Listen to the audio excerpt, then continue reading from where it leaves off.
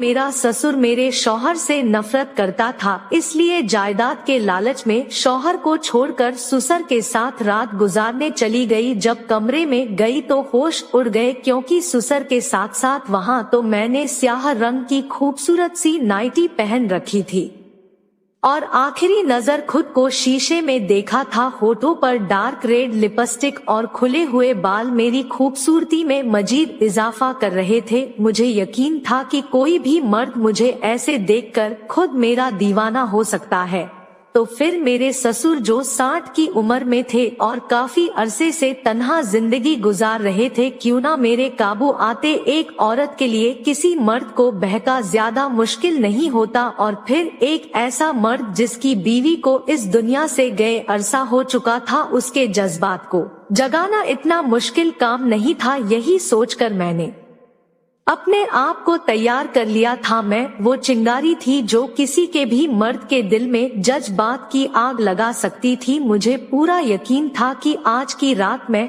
अपना मकसद हासिल कर लूंगी और अपने ससुर को अपना दीवाना बनाकर रहूंगी। एक दफा वह बूढ़ा मेरे हुस्न के जाल में फंसता तो यह सारी जायदाद खुद बखुदा मेरी झोली में आ जाती। मैंने एक तायरा नजर अपने वजूद पर डालते हुए जूस का गिलास उठाया और एक नशे की गोली निकालकर उसमें मिला दी। मैंने सोच लिया था कि अगर वह आसानी से मेरे काबू में ना आएगा तो यह नशे की गोली मेरा काम आसान कर देगी और फिर सब कुछ खुद ही मेरा हो जाएगा। यह सोचकर ही मेरे चेहरे पर मुस्कुराहट आ गई थी कि मुझे इस तरह देखकर मेरे बूढ़े ससुर का क्या हाल होगा। मुझे यकीन था कि वह खुद ही मेरे कदमों में आ बैठेगा। यह सब कुछ मैं उसकी जायदाद के लिए कर रही थी, वह जायदाद जिसकी खातिर मैंने उसके बेटे से शादी करने की गलती कर दी थी। पैसा वह चीज है जो इंसान को कुछ भी करने पर मजबूर कर देता है,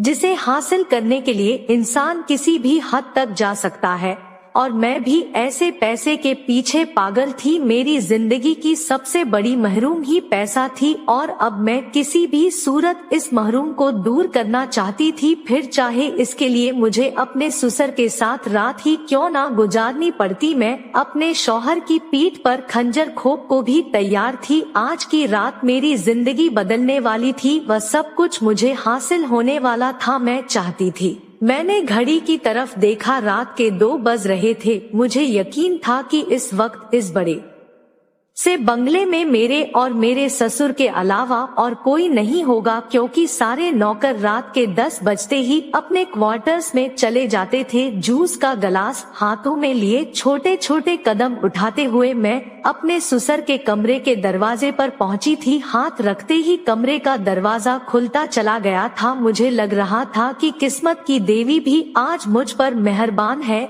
लेकिन जैसे ही मैं कमरे के अंदर दाखिल हुई मेरे सर पर आसमान गिर पड़ा। कमरे के अंदर का मंजर देखकर मेरी आंखों के आगे अंधेरा सा छा गया, क्योंकि मेरे ससुर के साथ साथ वहां तो बड़ा सा बंगला, करोड़ों की जायदाद, लग्जरी गाड़ियां, यहाँ कुछ नहीं था, लेकिन जो कुछ भी था मेरे ससुर का था। और यही एक जुमला मेरा दिल चीर देने के लिए काफी था। मैंने इस गलतफहमी में अपने शौहर से शादी कर ली थी कि वह 1 करोड़पति आदमी है, लेकिन शादी के अगले ही दिन मुझे अपने शौहर की हैसियत का अंदाजा हो गया था और अपने फैसले पर पछतावा होने लगा था। काश के शादी से पहले मुझे पता होता कि यह सब कुछ मेरे ससुर के नाम पर है और वह मेरे शौहर से हद दर्ज नफरत करते हैं, तो मैं शौहर की बजाय अपने बूढ़े ससुर से ही शादी रजा लेती, क्योंकि मेरा मकसद सिर्फ और सिर्फ पैसा हासिल करना था। लेकिन अब पछताने का कोई फायदा नहीं था, क्योंकि मेरी शादी हो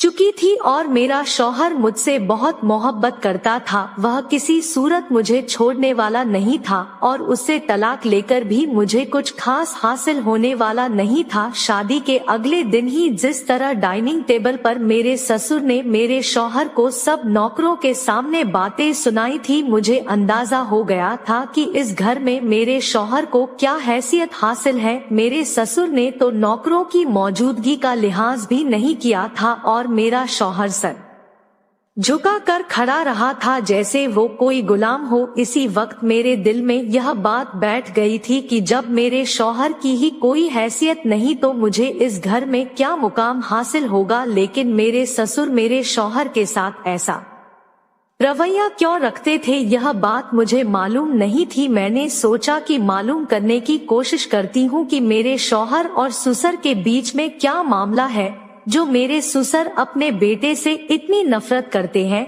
अगर किसी तरह वह मामला सुलझ जाता तो सारी जायदाद खुद बखुदा में मेरे शौहर के पास आ जाती, क्योंकि वह अपने अब्बा के इकलौते बेटे थे। और यही जाने के लिए मैंने कोशिश शुरू कर दी। कभी मैं घर के नौकरों से सवाल जवाब करती तो कभी अपने शौहर को तने की कोशिश करती, लेकिन नौकरों को कुछ इल्म नहीं था। सब बस यही बात कहते कि बड़े साहब गुस्से के तेज हैं और वह छोटे साहब से हमेशा सख्त लहजे में ही बात करते हैं।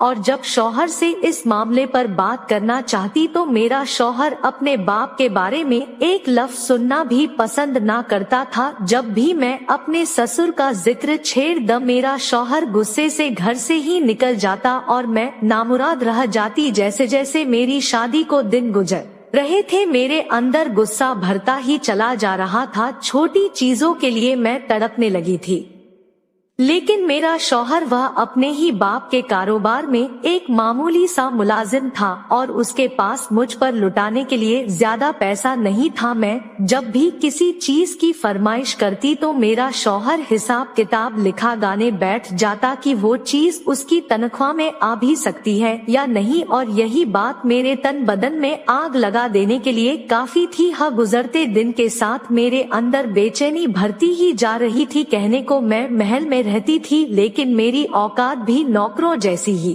थी। ना ही पहनने के लिए आला कपड़े थे और ना ही घर के नौकर मेरे हुक्म की तामील करते थे। इस घर में अगर किसी का सिक्का चलता तो वह मेरे ससुर ही थे। खाना तक उनकी मर्जी से ही बनता था और वही कुछ मुझे भी खाना पड़ता जो ससुर हुक्म दे दिया करते। इस बात को लेकर कभी मैं अपने शौहर से झगड़ा करती तो वह कहते कि अगर तुम यहाँ गुजारा नहीं कर सकती तो हम किराए के घर में चलते हैं। यह बात सुनकर तो मेरा दिमाग मजीद खराब हो जाता और मैं साफ इनकार कर देती और फिर खामोश होकर बैठ जाती। कम से कम रहने के लिए यह आलीशान घर तो मिला हुआ था, मैं उसे छोड़कर नहीं जा सकती थी। मैंने अपनी सारी सहेलियों को बता दिया था कि मेरी शादी एक अमीर कारोबारी शख्स से हुई है। अगर मैं किसी छोटे से किराए के घर में चली जाती तो मेरी नाक कट जाती। कुछ ही महीनों में मुझे यह बात अच्छी तरह समझ आ गई कि अगर मैं पूरी तरह इस जायदाद से लुत्फ अंदज होना चाहती हूँ तो मुझे अपने ससुर का दिल जीतना होगा। मेरे शौहर को यह बात पसंद आए या फिर ना आए, मेरी नजर में अब मेरे शौहर की कोई भकत ना रही थी, जबकि मेरे शौहर मुझ पर पहले से भी ज्यादा जान छिड़कने लगे थे। उनके जज्बात में बहुत शिद्दत आ गई थी। वह हर वक्त मेरी मोहब्बत में मेरे कसीदे पढ़ते, लेकिन फिर भी मेरा दिल उनके लिए नर्म नहीं हो रहा था। मेरा मानना था कि खाली ली मोहब्बत किसी काम की नहीं होती, यह महज लिबाज के सिवा और कुछ भी नहीं। यह दुनिया है और दुनिया पैसे की गुलाम है। इसीलिए मैं चाहती थी कि मेरे पास इतना पैसा हो कि सब मेरे गुलाम बन जाएं, और यही सोचकर तो मैंने दिलावर से शादी की थी। लेकिन मुझे क्या पता था कि मेरी किस्मत ही मुझे धोखा दे जाएगी। दरअसल मैं शादी से पहले अपने ससुर की कंपनी में मुलाजमत करती थी और मेरे शौहर भी वहीं पर काम करते थे, लेकिन इस वक्त मुझे यह इल्म नहीं था कि वह एक मुलाजिम है। मैं तो यही समझती थी कि वह मालिक के बेटे हैं और इसलिए कारोबार के कामों पर नजर रखते हैं। मैंने अपनी अदाओं से ही अपने शौहर को फंसाया था और यह सोचकर शादी रजाई थी कि यह शादी मेरी किस्मत बदल देगी, लेकिन यह भेद तो मुझ पर शादी के बाद खुला था कि वह बस मामूली सी तनख्वाह पर नौकरी कर रहे थे और उनका कारोबार से कोई लेना देना नहीं, ना ही उनके हिस्से में किसी किस्म की कोई जायदाद थी। हम जिस कमरे में रहते थे वह इस महल का स्टोर रूम कहलाने के लायक था। एक छोटा सा कमरा था जिसमें ना ही ज्यादा सामान था और ना ही एसी लगा हुआ था। ऐसा लगता था जैसे मेरे ससुर ने रिस्क खाकर मेरे शौहर को यह जगह दी हो। काश कि मुझे शादी से पहले मेरे शौहर की औकात का पता चल जाता तो मैं कभी उनसे शादी ही ना करती, लेकिन गलती सरासर मेरी थी। मैंने कभी दिलावर से उसके साथ ही मामला के बारे में जानने की कोशिश नहीं की और ना ही यह पूछा था कि यह सब किसके नाम है। मैं तो यही समझती थी कि दिलावर अपने अब्बा के इकलौते बेटे हैं,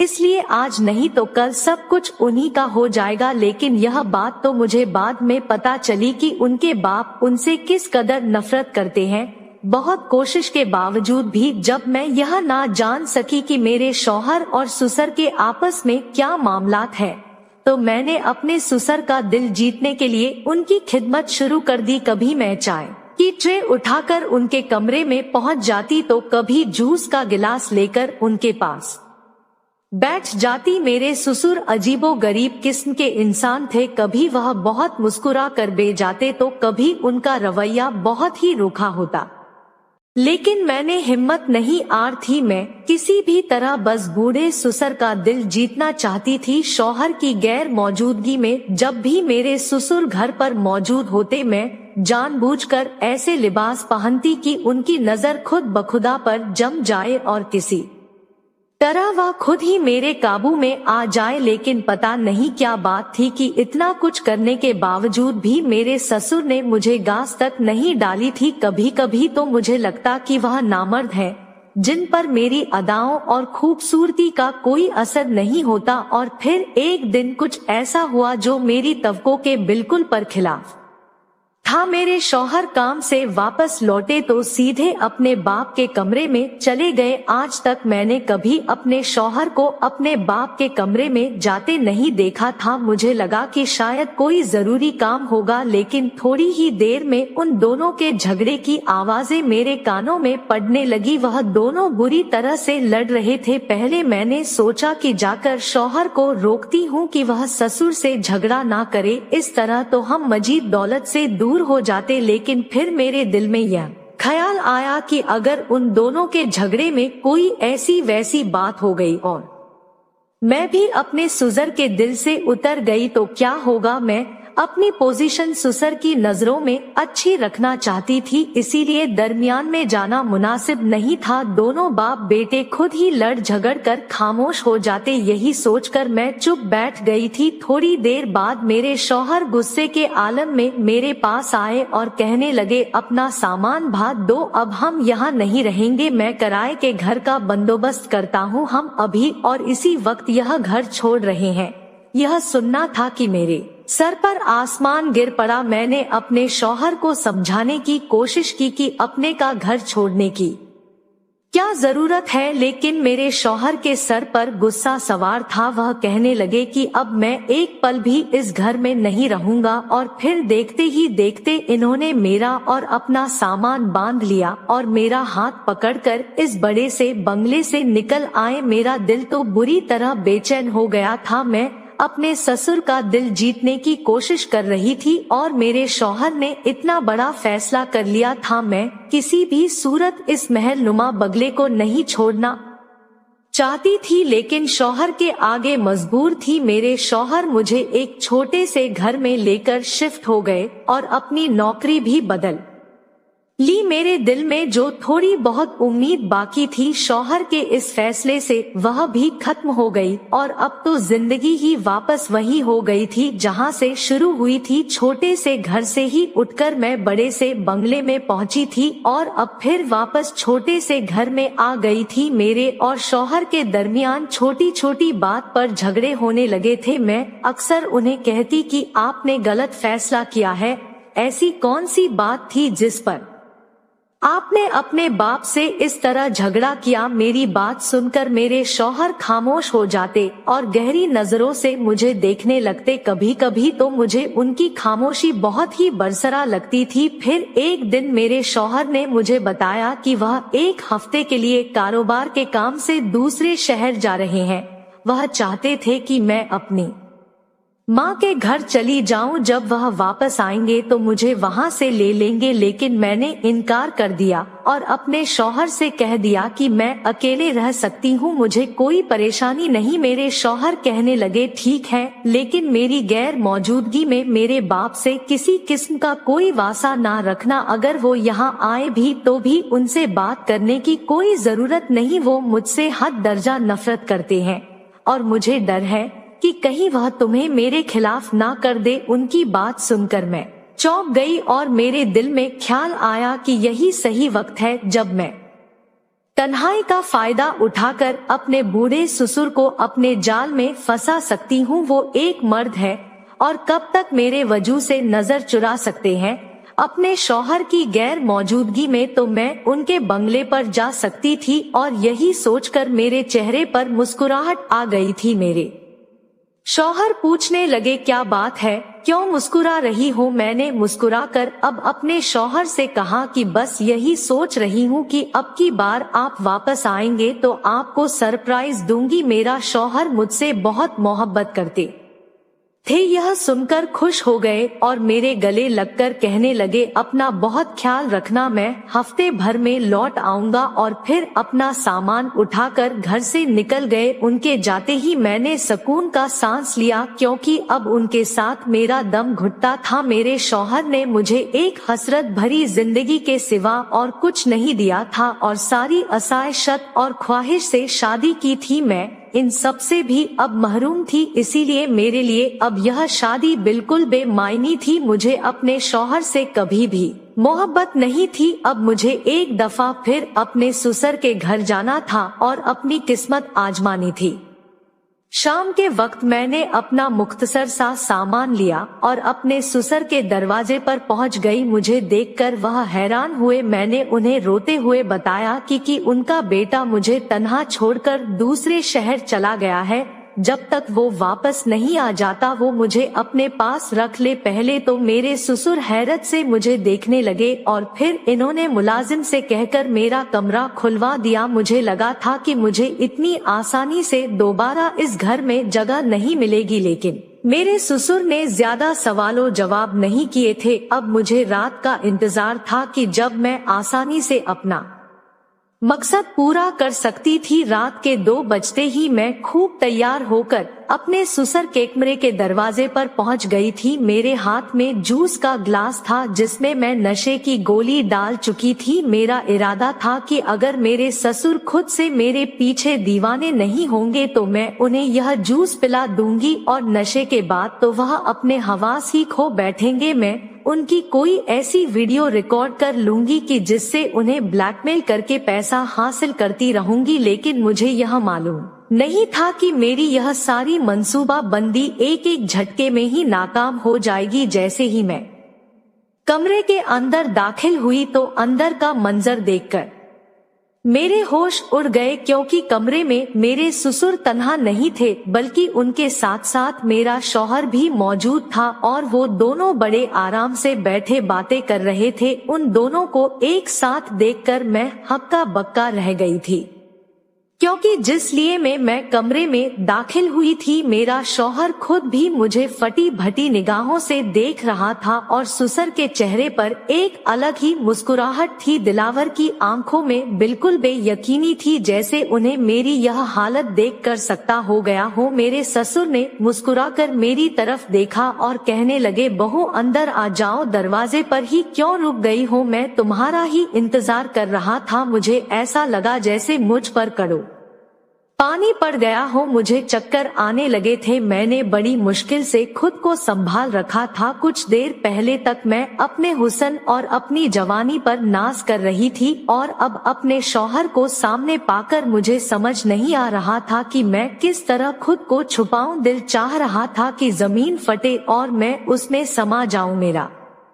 शौहर धीरे धीरे कदम उठाता मेरे करीब आया और मेरी आंखों में आंखें डालकर पूछने लगा कि यह सब क्या है। मेरी जुबान को ताला लग गया था, मेरे पास कोई जवाब नहीं था। मेरे शौहर ने एक सन्नाटेदार थप्पड़ मेरे मुंह पर दे मारा। मैं फर्श पर गिर पड़ी थी और फिर मेरे शौहर ने खड़े खड़े मुझे तलाक के 3 लफ्ज सुना दिए थे। उसके मुंह से तलाक सुनकर मुझे सकता हो गया था। मुझे यकीन नहीं आ रहा था कि दिलावर जैसा इंसान मुझे तलाक भी दे सकता है। वह तो मेरी मोहब्बत में दीवाना था। दिलावर की खुद की आंखों में भी आंसू थे। वह अपने जज्बात को अपने हलक में उतारता नम लहजे में कहने लगा कि मेरे बाप ने मुझे शादी से पहले ही तुम्हारी हकीकत समझा दी थी और बता दिया था कि तुम महज पैसे के खातिर मुझसे शादी कर रही हो, लेकिन मैं नहीं माना और मैंने अब्बा से यही कहा कि हर गरीब लड़की पैसे के लिए दीवानी नहीं होती। तुम मुझसे मोहब्बत करती हो, तुम्हें पैसे से कोई गरज नहीं। अब्बा ने मुझे साफ कहा था कि तुम आजमा कर देख लो, जो मैंने कहा है